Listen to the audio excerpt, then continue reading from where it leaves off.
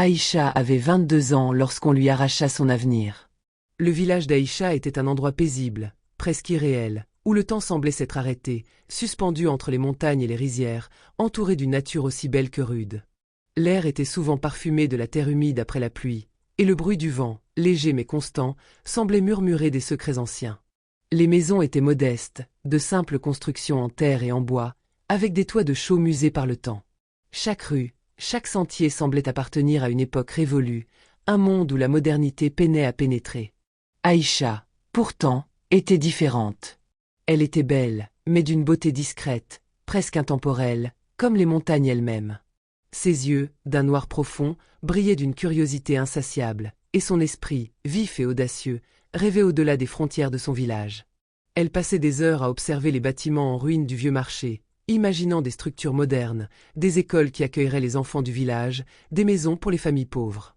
Elle rêvait de devenir architecte, de bâtir un avenir pour les gens de sa communauté, mais surtout de prouver que même une petite fille d'un village oublié pouvait changer le monde. Ses parents, cependant, étaient ancrés dans des traditions qui ne laissaient guère de place à la liberté individuelle.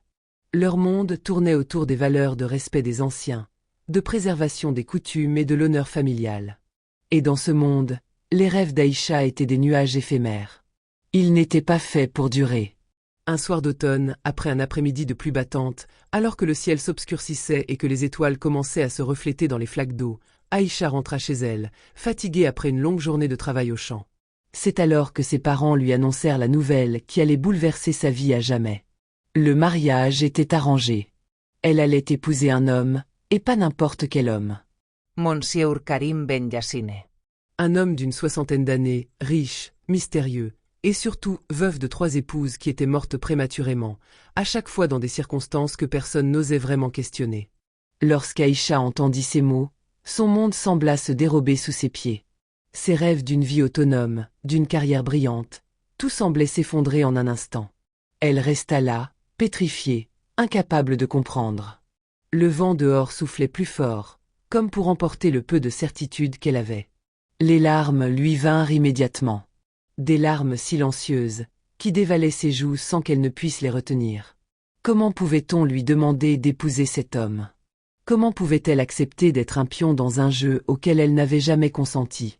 Elle se tourna vers ses parents, cherchant une once de compréhension, mais leur visage était marqué par la fatigue et la soumission. Ils ne comprenaient pas, mais ils savaient qu'ils n'avaient d'autre choix que de respecter les décisions des anciens. Son père, un homme de peu de mots, mais dont le regard trahissait une vie de sacrifice, se tourna vers elle. Il était vieux et usé, son visage était marqué par les années passées à travailler la terre. Ses yeux étaient rougis par l'angoisse. Il posa une main ferme sur son épaule et dit d'une voix grave, presque étouffée par la honte. Le déshonneur d'une fille égoïste est plus grave que la mort. Sa voix était tranchante, comme un coup de couteau dans l'air lourd de la pièce. C'était une phrase qui résumait toute la douleur de la situation. Le poids du regard du village, de la communauté, des attentes sociales. Tout était plus important que ses rêves. Aïcha savait que la décision était prise. Elle se sentait piégée dans un destin qui ne lui appartenait pas, un destin qu'elle n'avait pas choisi. Mais elle n'avait pas la force de lutter. Elle n'avait pas le pouvoir de se rebeller. Et, au fond d'elle, elle comprenait que ce combat n'était pas le sien à mener seule. Elle obéit. Karim n'était pas le monstre qu'elle craignait. Le jour de leur mariage, Aïcha s'attendait à tout, sauf à ce qu'elle découvrit. Karim Ben Yassine n'était pas un homme autoritaire, ni même un homme cruel. Il était poli, réservé, presque effacé. Il ne levait jamais la voix, n'imposait jamais ses volontés. Leur vie commune commença dans un silence presque pesant. Karim s'établit dans une chambre à l'étage supérieur de la maison, loin d'Aïcha. Il ne venait pas la chercher. Elle le voyait rarement, et lorsqu'il était là, il restait dans son coin, absorbé par ses pensées. Elle était surprise par cette distance, mais en même temps, elle se sentait soulagée de ne pas avoir à endurer un mari autoritaire. Les premiers jours furent empreints d'une étrange tranquillité. Karim ne lui parlait pas beaucoup. Mais ses yeux étaient un océan de fatigue et de tristesse, comme s'il portait une lourde charge. Aïcha ne comprenait pas bien, mais elle sentait que derrière ce silence, il y avait une histoire, un passé qu'il refusait de partager. Il semblait être un homme brisé, marqué par des blessures invisibles. Dans les semaines qui suivirent, Aïcha se rendit compte que la maison de Karim n'était pas simplement un lieu de vie, mais un sanctuaire. Il avait une bibliothèque immense, une pièce cachée, à l'écart des regards. Les murs étaient tapissés de livres anciens, de journaux du monde entier, de lettres jaunies par le temps. Ce n'était pas seulement une bibliothèque, c'était un monde à part, un lieu où Karim avait plongé pour oublier le poids de son passé. Elle y trouva des livres en arabe, en français, en anglais. Des journaux datant de dizaines d'années. Des documents légaux. Et au fond, un coffre, verrouillé, qu'elle n'osa pas ouvrir. Un jour, poussée par une curiosité irrésistible, Aïcha osa lui poser la question qu'elle portait en elle depuis des semaines. « Pourquoi m'avez-vous épousée » Karim leva lentement les yeux de son livre, un léger sourire effleurant ses lèvres. Il sembla réfléchir longuement avant de répondre. La pièce était plongée dans une lumière douce, presque irréelle, filtrée par les rideaux épais. Il la regarda, comme s'il cherchait les mots, comme si cette question était la clé de toute une vie qu'il avait oubliée. Puis, enfin, il répondit d'une voix faible mais assurée. « Parce que je voulais que mon dernier souffle ne soit pas pris par le vent, mais accompagné d'un regard honnête. » Il parla de son passé, des trahisons qu'il avait subies, des femmes qu'il avait aimées et perdues. Et dans cette phrase, Aïcha comprit quelque chose d'essentiel. Karim ne l'avait pas épousée pour la posséder, mais pour trouver un peu de paix, un peu de sincérité dans un monde qui ne lui en avait jamais offert. Elle ne comprit pas tout à cet instant, mais elle sentit qu'il y avait une profondeur dans ses mots, une fragilité qu'elle n'avait pas perçue. Et, pendant un instant, son cœur se serra pour lui. Un lien étrange, silencieux, naquit entre eux. Peut-être que leur rencontre n'était pas aussi futile qu'elle l'avait cru. Peut-être que, malgré tout, ce mariage allait lui offrir une chance de comprendre, de découvrir, et peut-être même de changer le monde. 3 mois après le mariage, Karim tomba gravement malade. Le destin, souvent imprévisible, avait frappé sans avertir. Aïcha se souvint de ce jour comme d'un tournant brutal dans sa nouvelle vie. Karim, qui semblait si distant et imperméable à tout, s'effondra un matin, pris de fièvre et de douleurs insupportables. Les médecins diagnostiquèrent une maladie rare et fulgurante, une sorte de mal qui se développait silencieusement et frappait avec une brutalité implacable. Les journées suivantes furent un enchaînement de nuits blanches dans une chambre d'hôpital froide et aseptisée, où Aïcha, perdue dans la lumière crue des néons, le veillait, le regardant lentement se défaire de sa force, de sa grandeur. C'était une époque où, pour la première fois depuis leur mariage, Aïcha se rendait compte de la fragilité de cet homme. Karim n'était plus le riche veuf mystérieux, ni même le collectionneur d'histoires et de souvenirs. Il devenait un homme fragile, seul face à sa propre faim. Il lui arrivait parfois de la regarder dans les yeux, comme s'il voulait se souvenir d'elle, comme s'il tentait de trouver quelque chose en elle qu'il n'avait jamais cherché auparavant. C'était une nuit, froide et silencieuse, que Karim, luttant contre la douleur, l'appela. Le visage marqué par la maladie, ses traits tendus, il tendit faiblement une clé à Aïcha, son regard empli d'une tristesse étrange. « Ce que tu découvriras t'appartient. Tu es la seule à ne jamais avoir tenté de me voler. Le reste du monde a pris. Toi, tu as supporté. » Les mots tombèrent comme une lourde chape de plomb, un mystère aussi profond qu'insondable. Aïcha prit la clé sans comprendre, sans savoir encore que cette clé allait ouvrir les portes d'un héritage inimaginable. Elle sentit un frisson glacé lui parcourir la colonne vertébrale. La tension dans la pièce était palpable, mais la douleur qu'elle lisait dans les yeux de Karim la paralysait. Il mourut 2 jours plus tard, son souffle s'éteignant dans un dernier râle d'agonie. Aïcha resta là, seule, regardant le corps de l'homme qui avait été son mari, cet homme qui avait toujours été une énigme, un puzzle impossible à assembler. Elle rentra dans la maison vide après l'enterrement. Le silence régnait. Les pièces de la grande maison étaient froides et dénuées de vie, comme si la présence de Karim, même dans sa solitude, avait laissé une empreinte invisible. Elle se rendit dans le bureau, un endroit qui lui avait toujours semblé impénétrable. Dans un coin, un coffre ancien et scellé, que Karim avait sans doute gardé caché pendant des années, l'attendait. Il n'avait jamais parlé de ce coffre, mais il savait, d'instinct, qu'il devait lui transmettre ce qu'il cachait. Aïcha, les mains tremblantes, inséra la clé dans la serrure. Le coffre s'ouvrit dans un bruit sourd. À l'intérieur, un monde en soi, des documents légaux soigneusement classés, des actes de propriété portant des noms de lieux inconnus, des photos anciennes où Karim apparaissait jeune, souriant, avec des visages inconnus autour de lui, des dossiers bancaires comportant des chiffres astronomiques. Tout cela semblait irréel. Puis, au fond du coffre, un objet en particulier attira son attention. Un épais dossier marqué d'un mot en lettres dorées, « Testament ». Elle le prit et l'ouvrit doucement. Les premières pages étaient des instructions légales, mais au fur et à mesure qu'elle avançait, elle se rendit compte qu'il s'agissait d'un message personnel de Karim. Une lettre écrite de sa main. Une confession, un secret qu'il n'avait jamais partagé. Dans cette lettre, Karim révéla sa véritable histoire. Celle qu'il avait cachée au monde, celle qu'il n'avait jamais osé dévoiler à personne. Il expliquait que, dans sa jeunesse, il avait été un homme de foi, un idéaliste. Il avait fait fortune grâce à des investissements ambitieux, des choix risqués mais payants. Il avait, dit-il, partagé ses richesses avec ses proches, mais ceux-ci l'avaient trahi. Ses partenaires commerciaux, qu'il avait dépouillés de ses plus grands investissements. Ses enfants illégitimes, auxquels il avait tout donné, l'avaient abandonné, attiré par leur propre cupidité. Il avait été pris dans un tourbillon de trahison, de faux-semblants, jusqu'à se retrouver seul, sans alliés, sans famille. Le monde, selon ses mots, lui avait pris tout ce qu'il avait de plus précieux. Aïcha, tout au long de la lecture, sentit son cœur se serrer. Elle comprenait enfin pourquoi Karim l'avait choisi, pourquoi il l'avait épousée, elle, la jeune femme de son village. C'était un geste d'espoir. Un espoir qu'elle, d'une pureté inexplicable, pourrait transmettre ce qu'il avait acquis, loin des mains de ceux qui l'avaient volé.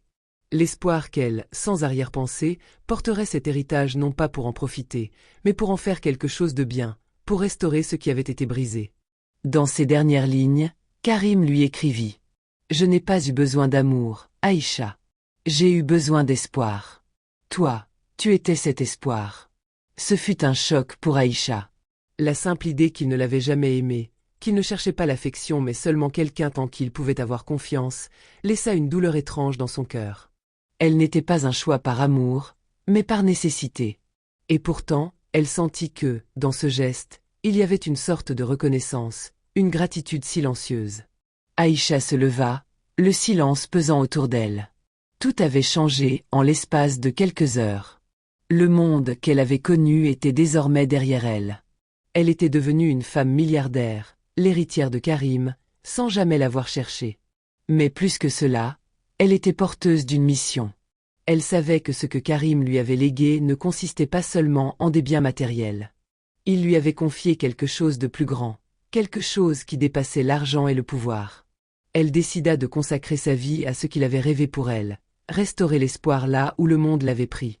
Mais ce chemin n'allait pas être facile. À présent qu'elle détenait un pouvoir incommensurable, elle devait choisir avec soin comment l'utiliser. Chaque décision, chaque mouvement, aurait des conséquences. Aïcha savait qu'elle serait confrontée à de nouvelles trahisons, à des luttes acharnées pour garder ce qu'elle avait hérité. Mais elle ne se laisserait pas abattre. Elle n'était plus la jeune fille du village qui rêvait d'un avenir incertain. Elle était désormais l'héritière d'un empire, une femme portant un lourd héritage, et elle ne comptait pas le laisser sombrer dans l'oubli.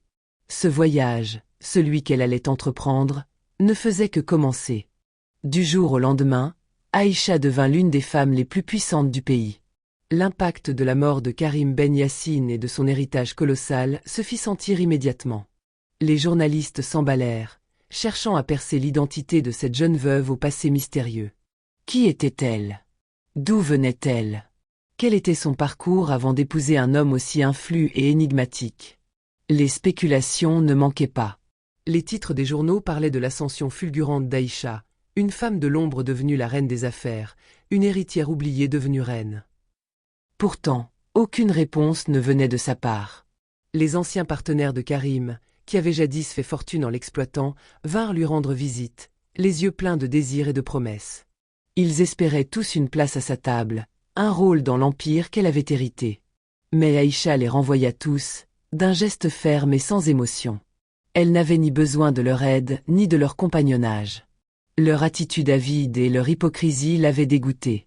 Tout comme les oncles et tantes oubliés, ces membres éloignés de sa famille qui réapparurent soudainement, pleins de sourires et d'attentions intéressées. Ils cherchaient tous à faire partie de cette nouvelle richesse, mais Aïcha les renvoya sans hésitation, ne cherchant aucune légitimité dans leur lien de sang. Ella guarda le silence. Elle choisit de ne pas se laisser manipuler par les attentes et les pressions extérieures. Elle savait qu'une partie de son héritage était un fardeau aussi lourd qu'un cadeau, et qu'elle devait réfléchir seule. La lumière des projecteurs ne l'intéressait pas. Elle n'était pas prête à devenir la marionnette des puissants. Elle voulait être le maître de son propre destin. Pendant 1 an, elle disparut du monde médiatique. Aïcha se réfugia dans le silence, un silence volontaire, loin des caméras et des regards curieux. Elle prit la décision de voyager, d'abord pour fuir la pression de sa nouvelle position, mais aussi pour comprendre ce qu'elle avait hérité.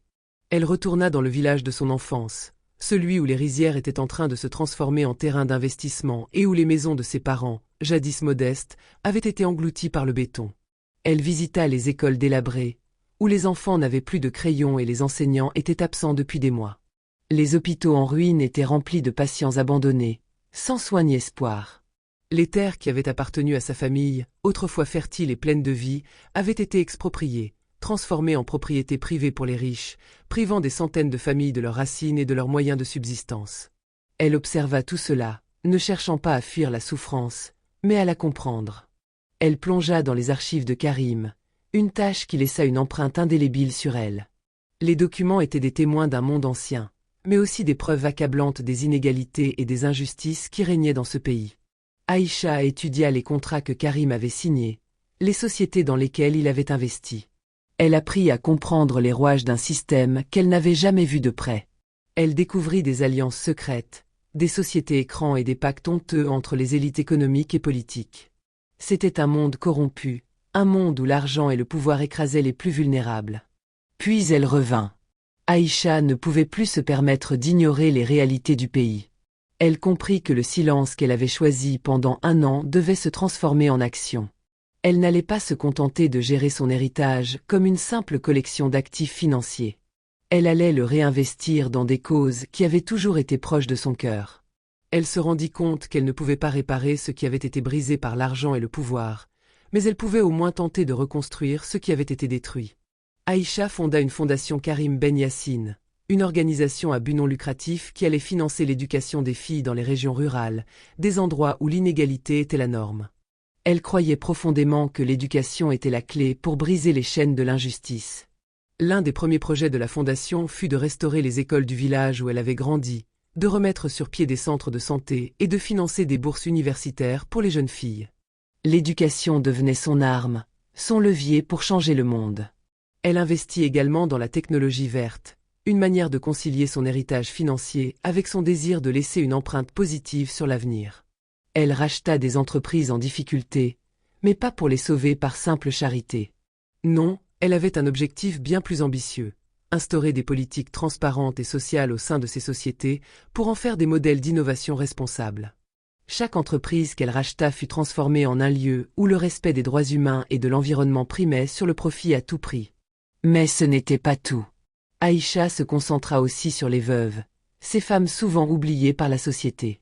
Elle mit en place des programmes pour leur offrir des logements décents, des centres d'apprentissage pour les aider à trouver une indépendance économique, et des bourses pour leur permettre d'accéder à l'éducation et à la formation professionnelle. Pour elle, ces femmes représentaient une partie invisible mais essentielle de la société, et elle décida de leur offrir la possibilité de se reconstruire, de prendre leur destin en main. Dans chaque discours qu'elle prononça, Aïcha répétait une phrase qui devint sa signature, une phrase qui résumait sa transformation, son passé et son combat. « J'ai été vendue. Mais aujourd'hui, je rachète ma voix. Et je la prête à celles qui n'en ont jamais eu. Elle ne se maria jamais. À quoi bon? Elle n'avait pas besoin d'un homme pour se sentir complète. Elle avait été choisie pour son silence, mais elle avait décidé que sa vie serait sa voix. Elle avait décidé de parler pour celles qui n'avaient pas la chance de le faire. » Des années plus tard, dans le même village où elle avait été contrainte au mariage, une petite école portait son nom. Les villageois se souvenaient d'elle, mais pas seulement pour son héritage financier. Ils se souvenaient d'Aïcha pour ce qu'elle avait fait pour leur communauté, pour les générations futures. Une jeune fille de l'école, les yeux brillants d'espoir, récitait un poème devant ses camarades.